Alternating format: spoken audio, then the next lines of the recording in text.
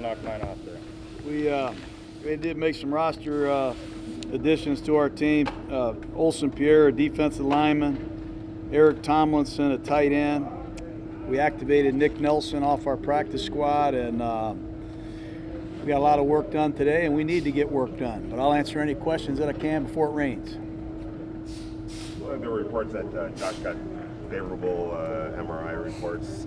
Yeah, I'm glad the reports say that. I wasn't, I wasn't totally aware of all the facts, but I do know that Rod Martin has cleared him to practice, and we'll see what happens in the next couple of days. Doesn't mean he's going to play, but I'm glad the reports are positive. What ultimately do you think would it come down to for him to play? What's he? I just listened to the medical staff and Josh, and today he's made some improvement, but he still has to go out there and move explosively tomorrow, Friday, and do the things that a running back has to do to play in this league and protect himself in this league. So we'll see what happens in the next 48 hours. Trent, what's his status this week? I don't know. It's been tough on Trent, tough on our offense, but Brandon Parker right now will be prepared to play. David Sharp will continue to get reps, and I think Trent is getting a little bit better, but he's not ready to roll yet. Swear injured started a few games in a row for you at safety. What do you plan to do at that spot?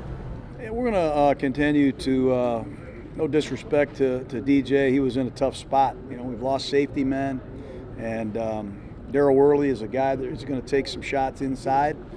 Dallin Levitt will get some opportunities, and we're going to play better on defense.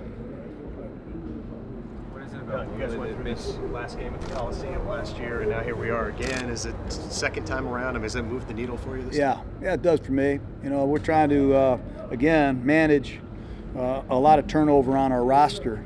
It's hard right now to, really think about what it's going to be like stepping in there for the last time ever. And last time of the season is one thing. Last time ever really, hits a tone with me, and I'm sure a lot of people. And really want to do a great job of providing the best effort that we can. Can't make any guarantees, but we want to try to give a memorable effort to our fans, and it'll be emotional for sure. Yeah, you said it'll be emotional, but obviously you have a game that you guys are going in trying to win. Jacksonville kind of had a wacky year in terms of their quarterback. They brought one in, he got hurt. Their backup came in, played pretty well. You guys will be playing Minshew. What have you seen from him and just from them in general as a team? They got a good defensive team. They've struggled the last couple of weeks a little bit. They're still have Calais Campbell. They still have some heat off the edge, and they have some injuries like we do. But Minshew can scramble around, man. He scrambles around a lot, and he's able to make plays. He's had some really good moments, and we got to find our identity on defense. We got to find our way and try to find a way to win a game. That's all I care about. Last week you mentioned Henry was really hard to bring down. He's a guy who runs really hard. Fournette's kind of the same way. Do you agree? Yeah, I mean, everybody has one. I don't know anybody that doesn't have a back that doesn't run hard. Fournette is a guy that is a centerpiece of their offense, and we got to do a much better job on first down if we want to try to unleash some things on third down, that's for sure. What's the appeal of Rod Smith for you guys? Well, he's a guy that can run the ball. He's a big back.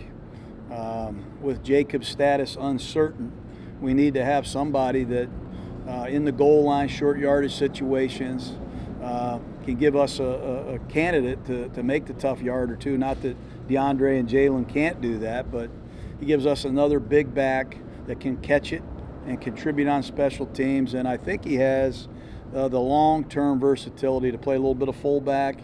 So we like that about him. And Rich Bisaccia had some familiarity with him in Dallas. How would you assess Clelin Ferrell's rookie year so far? You know, we talked earlier, he had a sickness right around the London game. He lost a lot of weight. He's starting to get his strength back. He's had some really good moments. He's had some tough rookie moments. But he's a 4-3 defensive end. He's not a specialized pass rusher that comes in 30 snaps a game and cuts it loose.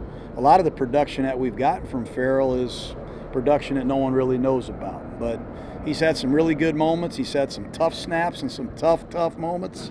But he's hanging in there, and I'm proud of him. Do you feel like he understands that? Like, sometimes when you're picked that high, you want the 15 sacks and all that, but he understands that his position is. Probably. I'm sure he does. That's something he's got to get get going on. He's got 3.5 or 4 sacks, I think, but we think he's got the potential to get more than that.